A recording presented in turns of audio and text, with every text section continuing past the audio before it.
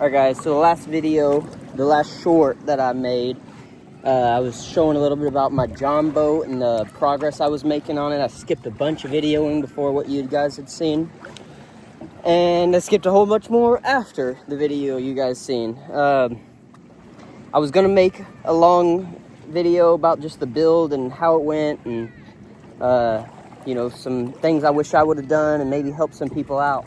But what I'm gonna do instead is just show you guys the finished product. So check it out. So here we got my grandpa's 1979 Gamefisher that you could buy brand new from Sears for probably little to nothing.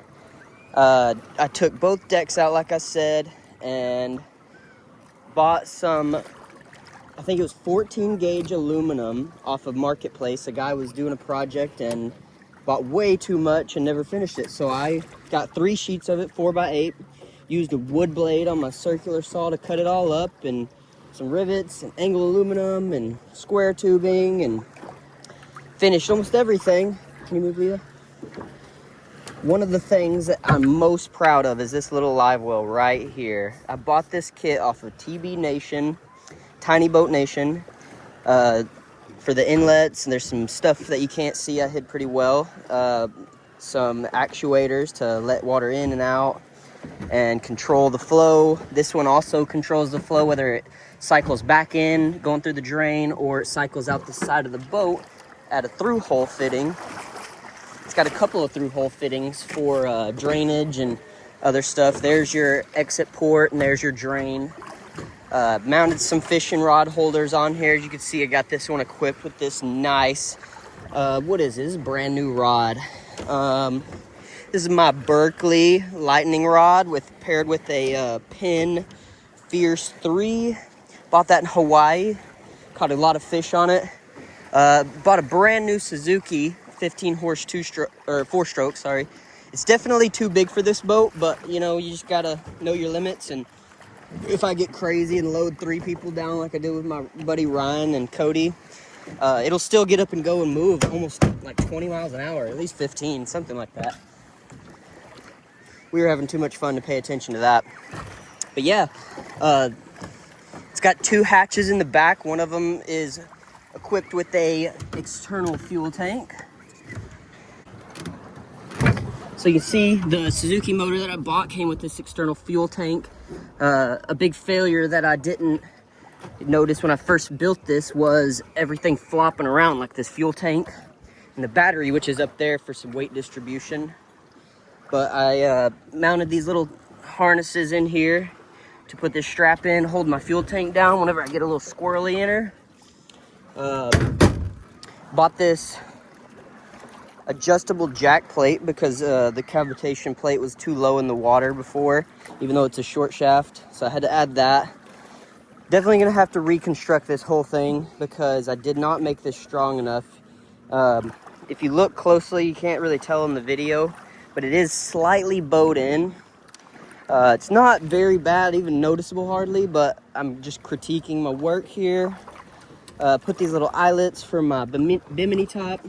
This is actually a bimini top that I took off, or I bought brand new off Amazon that went on an inflatable raft, but just so happens to be a perfect width to work for my John boat. So I riveted it down here and added some eyelets, some eye straps here, and it works pretty good. And if you're wondering what this is, I got a really good deal on a trolling motor in Colorado when I lived there.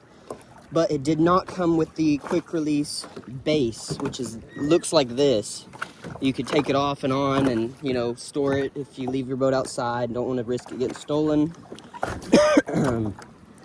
But I had to fabricate this. Used a piece of paper and laid it up inside there because it's slightly angled in at the top. And did some terrible welds on the inside. But it is solid as can be. I would put that trolling motor through the ringer when it was on here, and it held on awesome. It's got a bilge pump on the inside here. It's got my little switches. I could control my bilge pump and all my lights you can see. My live well, my fish finder, which I think is this new one. I had a spare plug, so I wanted it to go from my fish finder in case I was draining too much battery. Could quit using all my features and run my motor, and the alternator on there will slowly charge up my battery enough to kind of, make the day last a little bit longer if I needed. But it works great. I got one battery on here that powers every accessory, and yeah, it's really awesome. I'm really proud of it. These little pedestal chairs, I've got some stands. I didn't bring them. I don't like them. It raises your center of gravity and makes it really tipsy.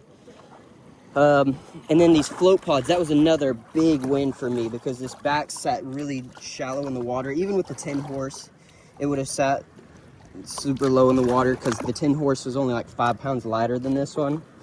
But I got the idea from some stuff I found on Amazon.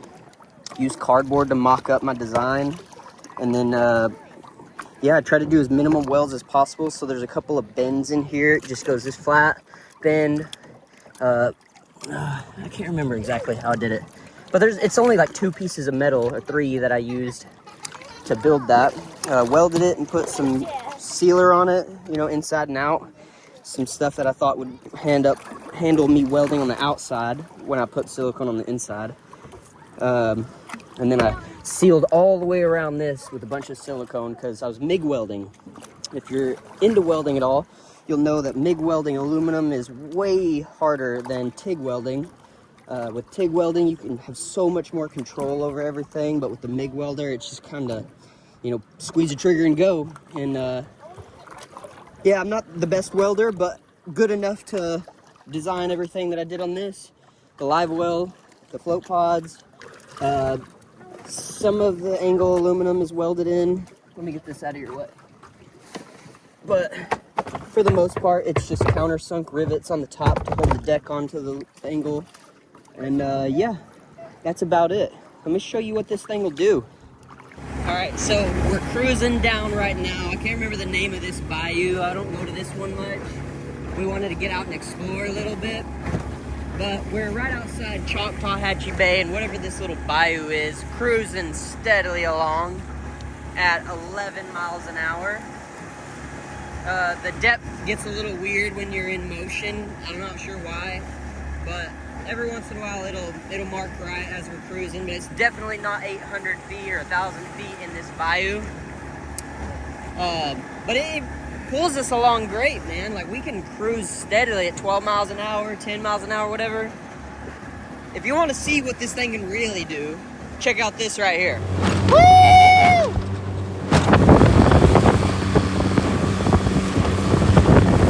Hell yeah, brother!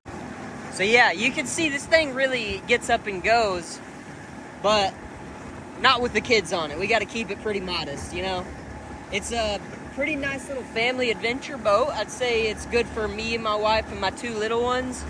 We can definitely cruise around on it just fine. We got to keep the speed pretty slow, but it's a really good time. It's on some calm waters like this right now, we can put around all day on this little 3-gallon tank that we have, and probably won't even put a dent in it. It usually takes several trips for me to feel like I need to put gas in it, but it does very well. It does very well on these calm days, cruising around with the family, and I'm really in love with it. I think my grandpa would be really proud to see what I did with this John boat he bought.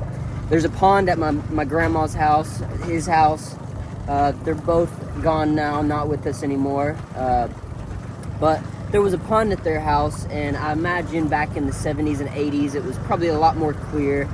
Right now, it's pretty pretty grown up and uncontained.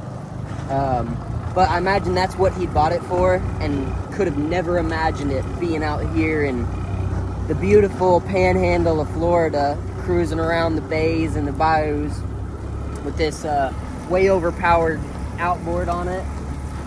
It does great. Like I said, when I have my buddies on here, we can cruise around pretty quick and get on plane and not have anything to worry about. But yeah, we're out here just exploring the bayous, checking it out, and I wanted to share a little bit about the John boat build, the progress I made on it, and what it looks like today. Definitely happy with the outcome. All right, guys. We're out here on the John boat, you know what I mean? And I got my first fish for the video. I don't know what these actually are, but I call them lizard fish because if you look close enough, they look like lizards in the face. They're wild looking. They're very aggressive too.